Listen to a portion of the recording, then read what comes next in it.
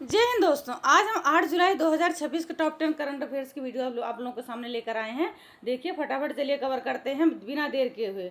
आज हम सीधे क्वेश्चन आंसर पढ़ाएंगे क्योंकि कल वाली वीडियो शायद आप लोग पसंद नहीं आई थी।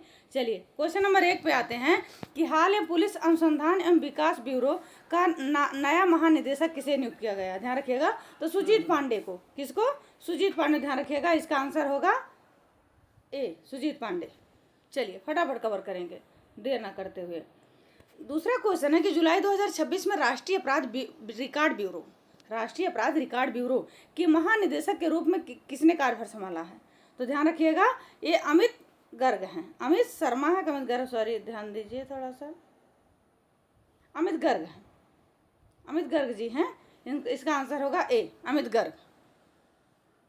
चलिए देख लेते हैं अमित गर्ग के बारे में, थोड़ा सा देख लेते हैं अमित गर्ग के बारे में कि पद के अस्थायी स्वतंत्र के बाद वरिष्ठ आईपीएस अधिकारी अमित गर्ग जो राष्ट्रीय अपराध ब्यूरो का नया महानिदेशक नियुक्त किया गया है, अमित गर्ग जी को। ध्यान रखिएगा, एक क्वेश्चन बन सकता है पेपर में 100%।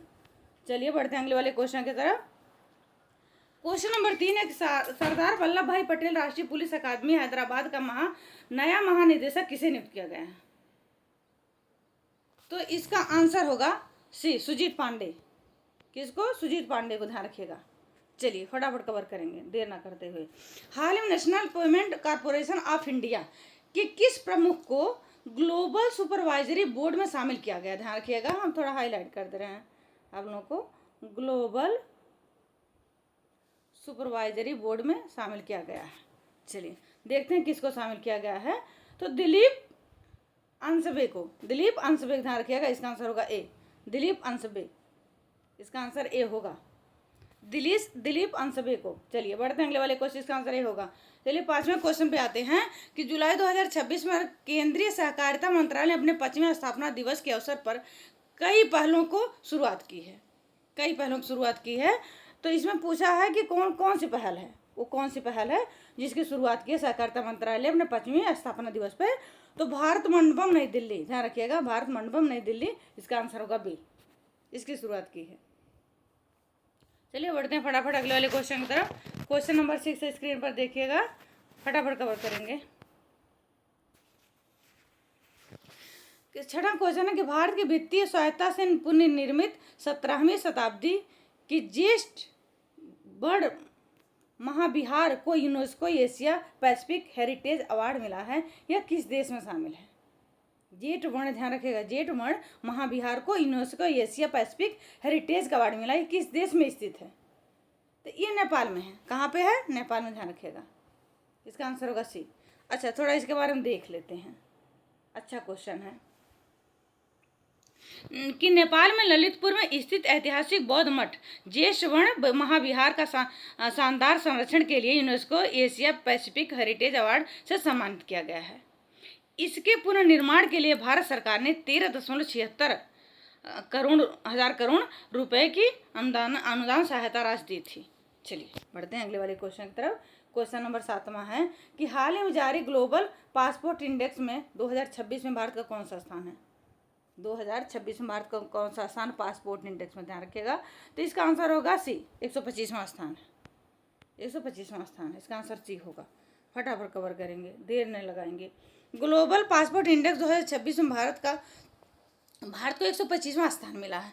इस इंडेक्स में केवल वीजा मुक्त यात्रा ही नहीं बल्कि निवेश के अवसरों को, जीवन की गुणवत्ता जैसे मानकों के अवसर भी रैंकिंग में तय किए गए हैं। चलिए बढ़ते हैं अगले वाले, जीवन की गुणवत्ता भी इसमें जोड़ी गई है। ध्यान रखिएगा।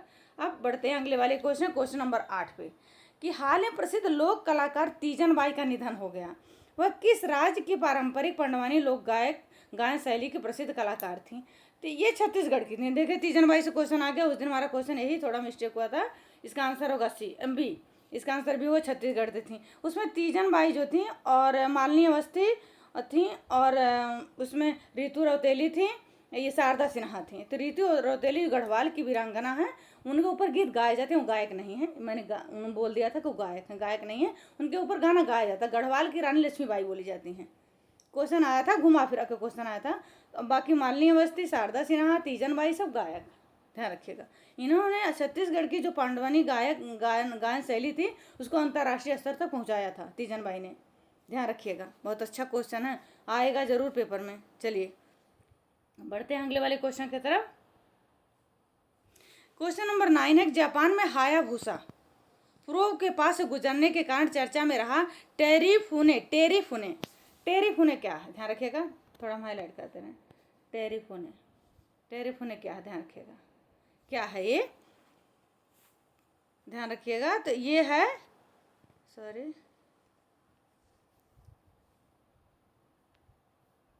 ये है पृथ्वी के निकट स्थित क्षुद्र ग्रह। क्या इसका आंसर सी होगा?